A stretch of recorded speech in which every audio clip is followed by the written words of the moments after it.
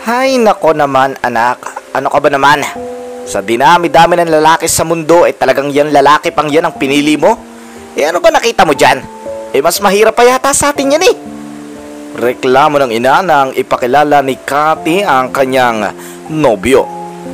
Oo nga anak, napakaganda mo at isa pang manager sa bangko. Tapos yung lalaking yan, ang pipiliin mo maging nobyo? Tingnan mo nga yung damit niyan. Parang pwede nang ilagay dun sa harap ng CR natin at gawing basahan. Mama, Papa, ang sasakit niyo naman magsalita. Oo, mahirap si Luis pero nagmamahalan kaming dalawa. Hindi ko kailangan ng pera niya dahil kaya kong buhay ng sarili ko. At hindi rin naman siya nanghihingi sa akin ng kahit na ano. Sa tuwing nagde-date niya kami, palagi siya ang nanlilibre sa akin Kahit na mas maliit ang sinasahod niya kaysa sa akin. Hindi kasi siya pumapayag na gumastos ako sa date namin. Pagtatanggol ni Cathy sa nobyo. Tito, tita, mahal na mahal ko po ang anak niyo. At hindi ko po kayang mawalay sa kanya. Promise po, aalagaan ko po siya at hindi ko po papayagang maghirap po siya sa piling ko. Sabi ni Luis. Tumahimik ka! Maghanap ka ng ibang babaeng mauututan mo. Maayos naman ang itsura mo Maghanap ka ng matandang biyuda na may pera. Huwag mong sirain ang buhay ng anak ko. Galit na sabi ng ama ni Cathy na si Lito habang tinuturo pa ang binata. Dinig na dinig ang kanilang pag-uusap ng mga kapitbahay dahil nga sobrang lakas ng boses ng mga magulang ni Cathy. Papa, huwag naman po kayong sumigaw. Naririnig tayo ng mga kapitbahay. Nakakahiya. Talaga nakakahiya yung ginawa mo. Si Samuel, bastante yon at nanligaw sa'yo. Kung gusto mo ng guwapo, guwapo rin naman si Samuel. Bakit hindi na lang siya ang patulan mo? Hindi yung lalaking mas mahirap pa sa daga. Ayoko, Papa. Hindi ko tatanggapin ang panliligaw ni Samuel. Dahil nananakit siya ng mga babae. Gusto niyo bang balang araw saktan niya ako? Dahil lang sa pera niya? Ayos lang sa inyo yun, nasaktan niya ako? Hay nako, hindi naman totoo yun. Sabi ng ina. Anong hindi totoo? Nagpa-blatter sa police station ang dati niyang nobya. Lasing si Samuel noon. Nang halos mapatay niya ang dati niyang nobya. Lasing naman pala Wala sa katinuan. Ano magagawa mo? Sabi ng ama. Anong magagawa ko? Ay hindi. Hindi ko siya papatulan para maiwasan ang pananakit niya sa akin. Cathy, itong sinasabi ko sa'yo. Sa oras na hindi mo hiwalayan ang lalaking yan, lumayas ka rito sa mamamahay namin at itatakwil ka namin bilang anak. Wala kaming anak na matigas ang ulo. Sabi ng ina. Cathy, ito ba ang igaganti mo sa amin? Matapos ka namin pagtapusin ng pag-aaral, ito lang ang igaganti mo sa amin? Hindi ka ba nahihiya? Wala kang utang na loob. Mama, Papa, malaki yung pasasalamat ko sa inyo dahil sa pag-aaruga nyo sa akin. Hanggang sa nakapagtapos ako ng college. Hindi yun mawawala kahit na kailan. Palagi ko yung tatanawing utang na loob sa inyo. Pero hindi ako papayag na diktahan nyo ako sa lalaking mamahalin ko. Pues lumayas ka rito sa pamamahay namin. Magmula ngayon, hindi ka na namin anak. Galit na sigaw ng ama at ina. At nagtungo ito sa pangalawang palapag ng bahay at pumasok sa kwarto ni Cathy. Matapos ay dumungaw ito sa bintana at isang pinagtatapo ng mga gamit niya sa labas ng kanilang bahay. Narinig na lang nila ang naglalaglagang mga gamit niya sa labas ng bahay kaya lumabas silang dalawa. Nakita ni Cathy ang ina sa bintana na hinahagis palabas ang mga gamit niya. Hiyang-hiya si Cathy dahil pinagtitinginan sila ng mga kapitbahay nila. Wala na lang ibang nagawa sina Cathy at Luis kung hindi ang pagmasdan si Maricar habang isa-isang inihahagis sa mga damit niya palabas ng bahay. Nang matapos ang ina ay nagsalita ito. Oh, ayan! Lumayas ka at sumama ka sa lalaking yan. Sirain mo ang buhay mo! At saka ito bumaba ng bahay at sinara ang pinto. Cathy, anong gagawin mo? Tanong ni Luis. Napatakip ng mukha si Cathy gamit ang mga palad at umiyak. Luis, pasensya na. Sobrang nahihiya ako sa iyo ngayon. Huwag kang umiyak. Hihintayin ko kung ano ang sagot mo. Gusto mo bang sumama sa akin? Gusto mo bang mag-stay pa rin dito sa bahay niyo?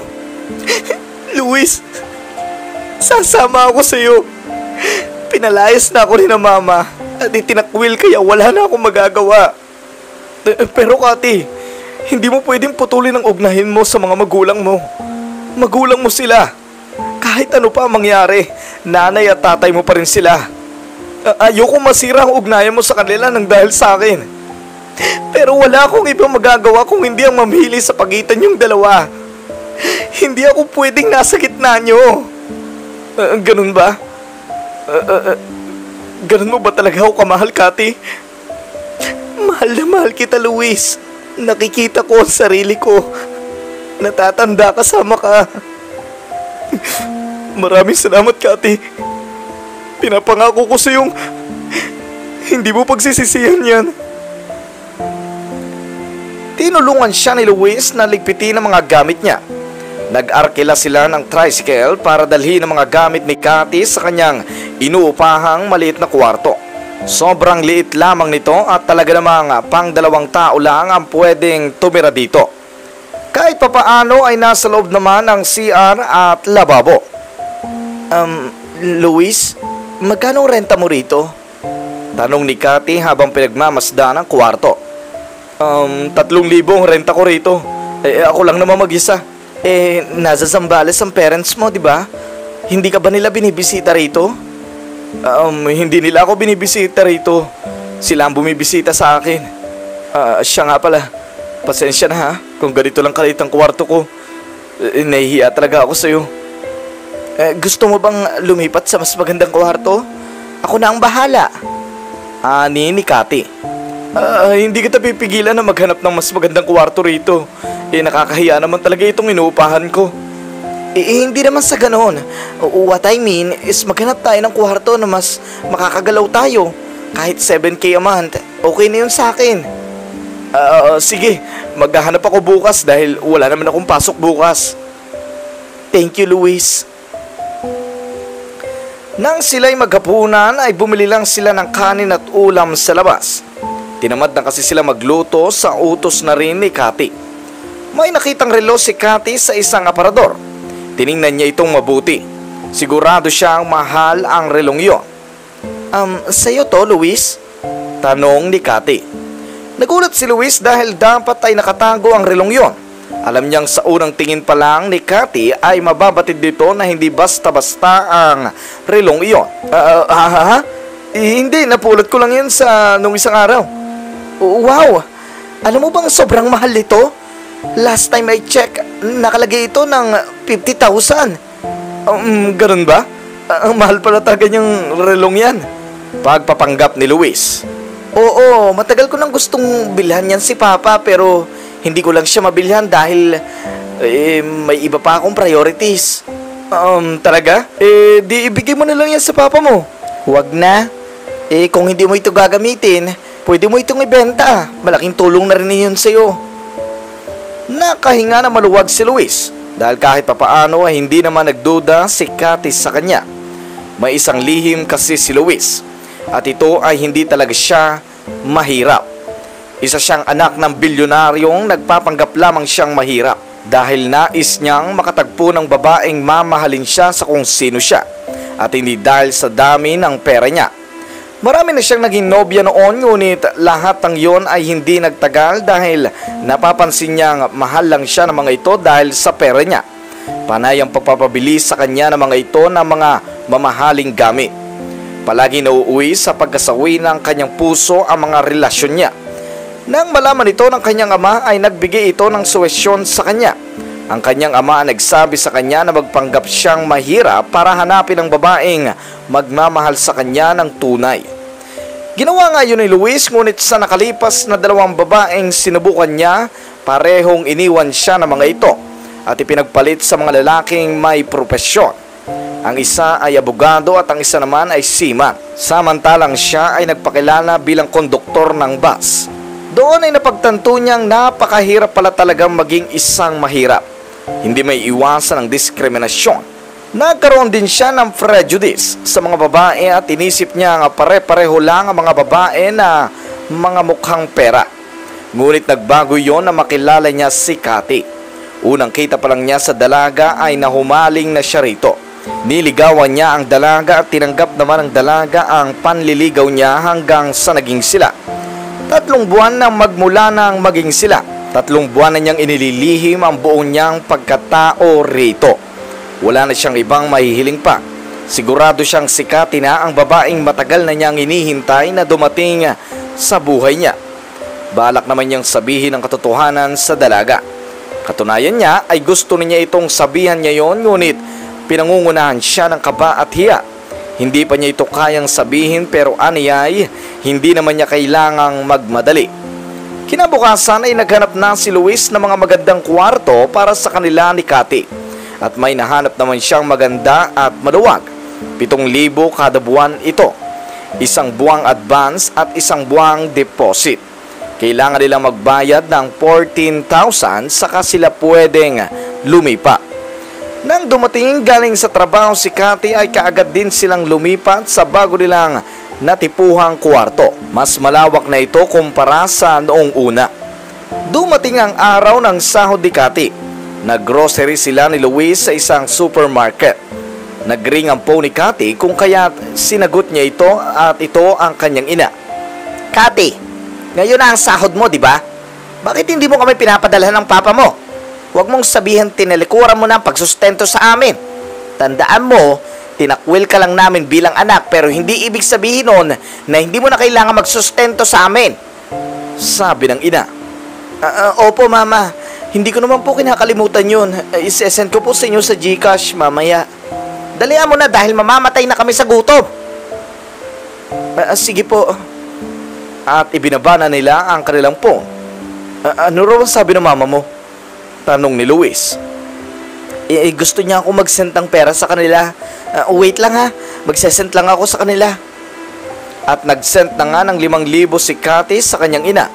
At matapos ay nag-text siya sa ina upang ipaalam dito na nasend na niya ang pera nito. Maya-maya ay nakatanggap na naman siya ng isang call mula sa ina. Hello ma. Cathy, 5,000? Bakit 5,000 lang? Gawin mo namang 8,000. Iyan na lang po natira sa pera ko, mama. Naghanap po kasi kami ng bago namin mauupahang bahay. Nag-go-grocery din po kami ngayon. Iyan! Pinanlalalaki mo ang pera mo. Hindi ko po pinanlalalaki ang pera ko, ma. Huwag niyo naman akong pagmukhaing masama. Kung hindi niyo ako pinalayas, mas malaki sana may bibigay ko sa inyo. Aba, at ako pa pala masama? Kasalanan ko pa? Kahit ikaw ang nasa oposisyon ko, hindi mo rin tatanggapin ang ganyang klase ng lalaki para sa unika iha mo. Huwag mo akong gawing masama rito, Cathy. Wala ka lang sa posisyon ko. Wala na po akong pera, ma. Tipirin nyo na lang po yan. Makapag-date ka kay Samuel bukas. Alam na niya kung saan kayo nakatira ng lalaki mo. Pupuntahan ka niya dyan bukas. Mama! Sigaw ni Cathy. At ibinaba na ng ina ang linya nito. Ano raw ang sabi ng mama mo? Tanong ni Luis. Hindi pa siya nakontento sa ibinigay ko. Gusto niya pang dagdagan ko. Tapos alam na pala nila kung saan tayo lumipat. Hindi ko alam kung paano nila nalaman yun. Ang malala pa, sinabi nila kay Samuel kung nasaan tayo. Pupuntahan daw niya ako bukas. Ganun ba? Ako nang bahala sa lalaking yun, Cathy. Huwag ka mag-alala sa kanya. Luis, mayaman si Samuel. Anak siya ng attorney. Marami silang negosyo sa iba't ibang lugar sa Pilipinas. Hindi siya yung tipo ng tao na pwede mong basta-bastahin na lang nakalabanin. Hindi ako natatakot sa kanya. Mas natatakot ako kapag ikaw ang nawala sa buhay ko. Hinawakan ni Cathy ang kamay ni Luis at ngumiti. Thank you, Luis. I appreciate that a lot. Pasensya na ulit kung wala akong masyado na ibibigay sa iyo, ha. Alam mo naman, ha, sobrang liit lang ng sinasahod ko sa pagkokonduktor sa bus. Tapos pinapadala ko pa sa mga magulang ko sa probinsya. Luis, ano bang natapos mo? High school lang ang tinapos ko, Cathy. Luis, gusto mo ba mag-aral? Tutulungan kita makapagtapos ng pag-aaral para malayo pa marating mo sa buhay. Ayos lang ba yun sa'yo? baka naman masyado na akong nakakaabala sa'yo. Hindi yun abala sa akin.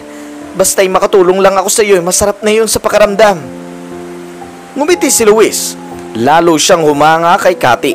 Wala na siyang ibang mahiling pa. Sa lahat ng mga babaeng nakilala niya ay si Cathy ang pinakahinangaan niya ng ganito. Kinabukasan ay may kumatok sa kanilang kwarto. Nag-aagaan sila ng oras na yon. Pareho silang papasok sa trabaho. Pareho silang nakabihis na. Ako na magbubukas, sabi ni Luis at tumayo nga siya at binuksan ang pinto. Pagbukas niya ng pinto ay kaagad na pumasok ang isang lalaking nakasuit and tie at may dala na bouquet ng bulaklak. Napatayo sa gulat si Cathy dahil kilala niya ito. Ito ay walang iba kung hindi si Samuel. Samuel? Bakit ka nandito?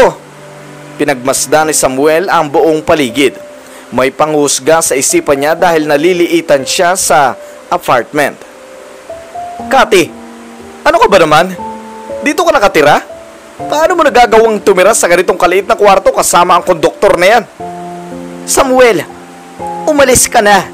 Kung hindi, tatawag kami ng barangay for trespassing. Ani ni Cathy.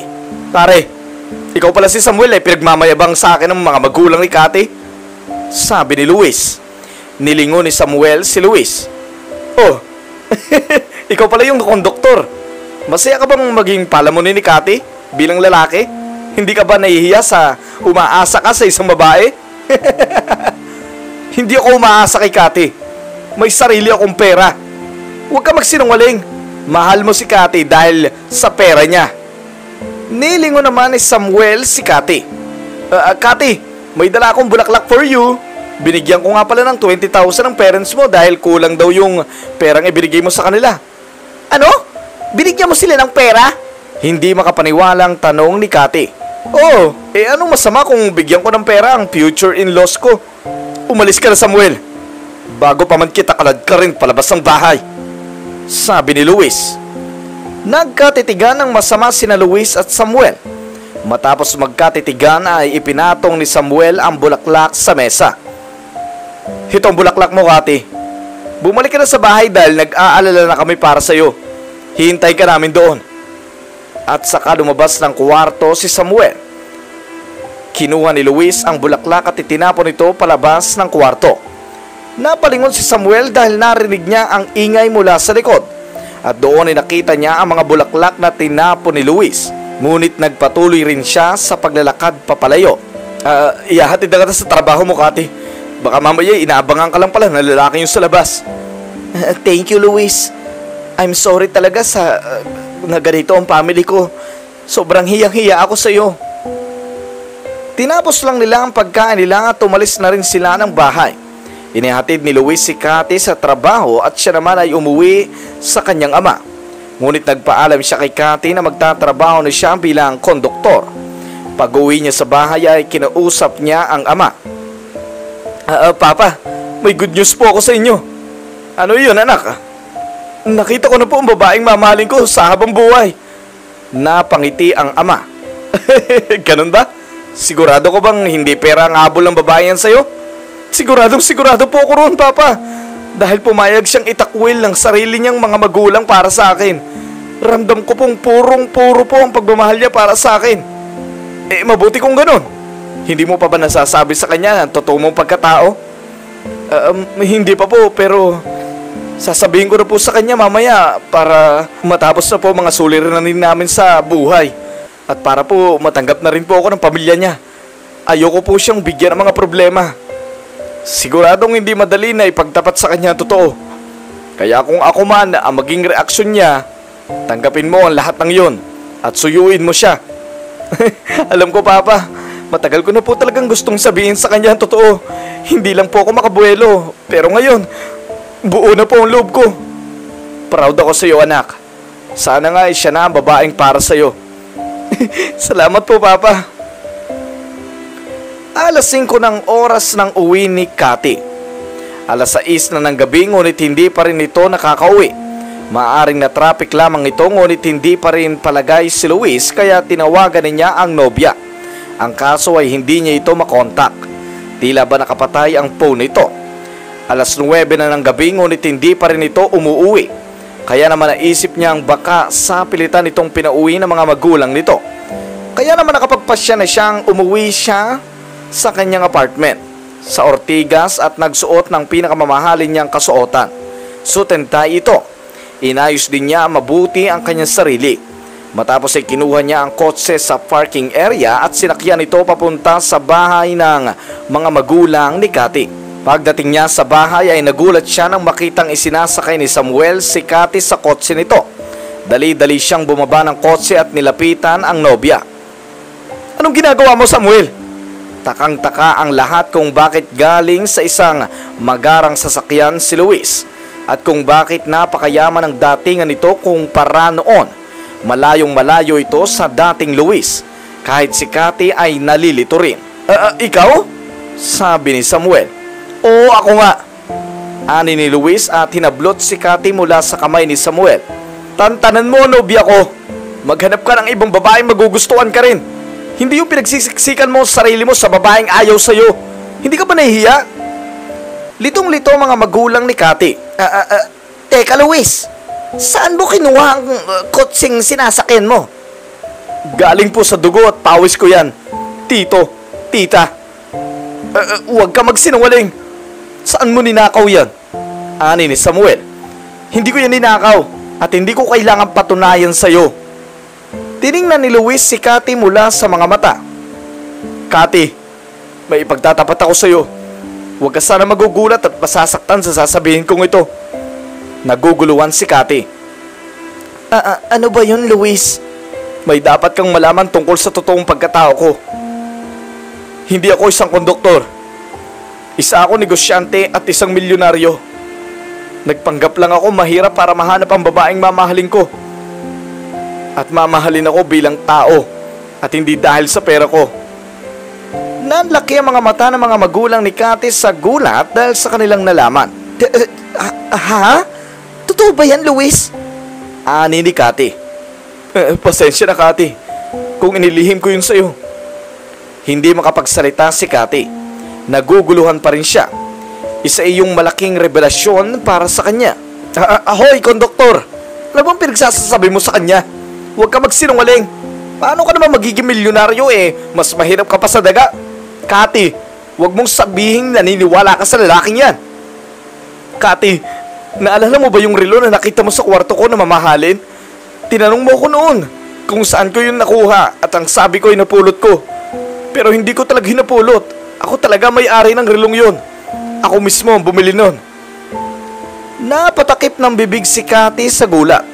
Ngayon ay nagme-make sense na sa kanya ang lahat. "Binili? Ang sabi mo, ninakaw mo lang relong yun." Samuel, tumahimik ka na. Hinding-hindi yun magagawa ni Luis.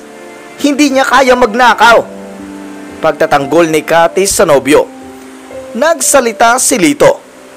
Teka, paano mo mapapatunayan sa amin na isa ka talagang milyonaryo?"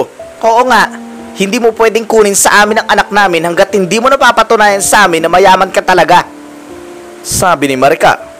Ipinakita ni Luis sa mga magulang ni Cathy ang maraming litrato na magpapatunay na mayaman talaga siya. Sa mga litrato ay makikitang kasama ni Luis sa mga sosyal na tao. Hindi ito mukhang edited kaya naman naniwala kaagad ang mga magulang ni Cathy. Nagkapalitan na lamang ng tingin sina Lito at Maricar. Hindi sila makapaniwala na ang lalaking inalipusta at pinagsalitaan nila na masasakit na salita ay isa palang milyonaryo. Hiyang-hiya sila sa kanilang sarili.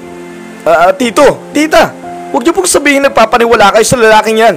Siguradong edited lang ang mga picture na yan. Huwag kayong magpapaloko dyan. Tama na. Huwag mo na kami paikutin, Samuel.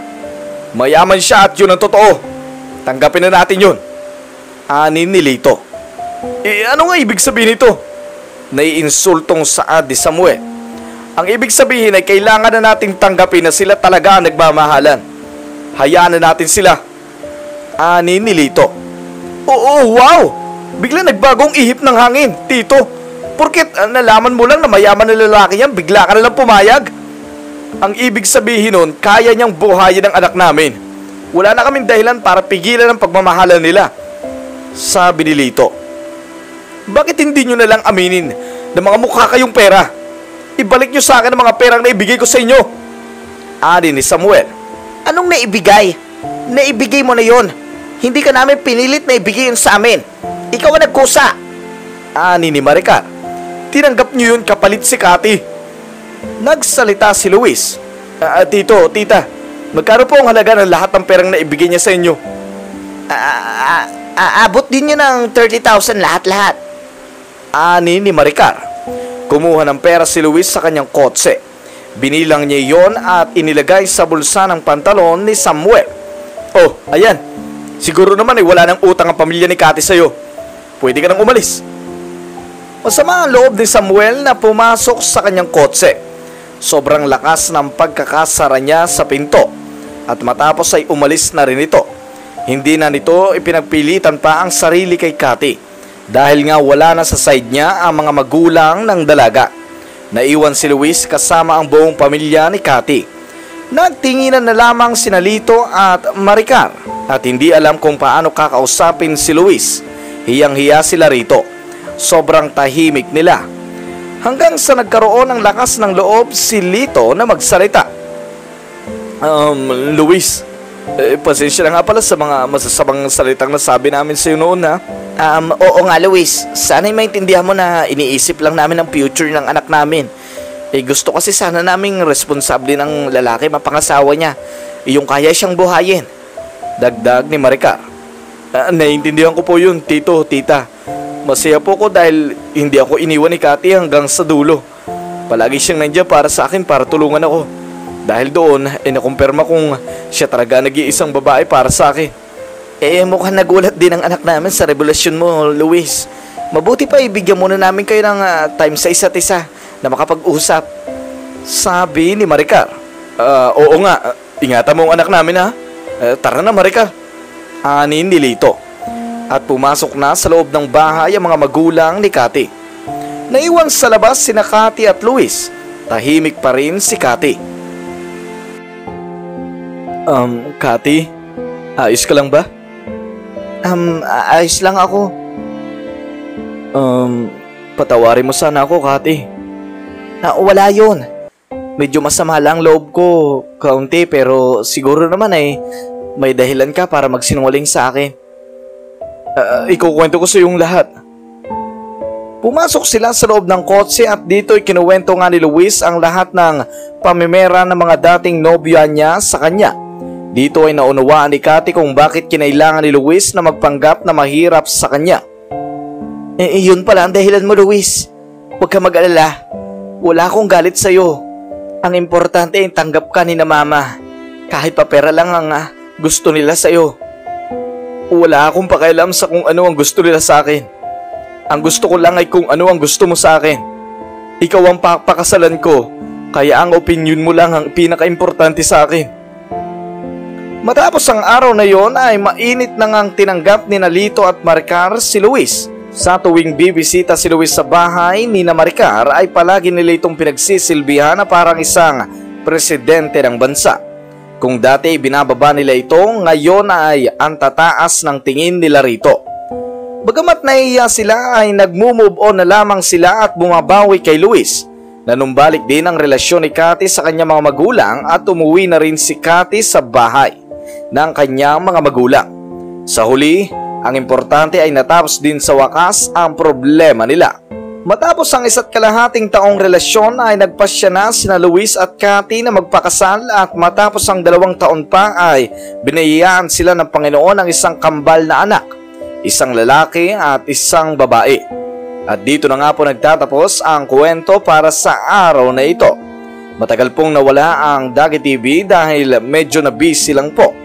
Maraming salamat po sa patuloy na sumusuporta at patuloy na nag-abang sa aming bagong upload. Yun lamang po at magkita tayong muli sa susunod na upload.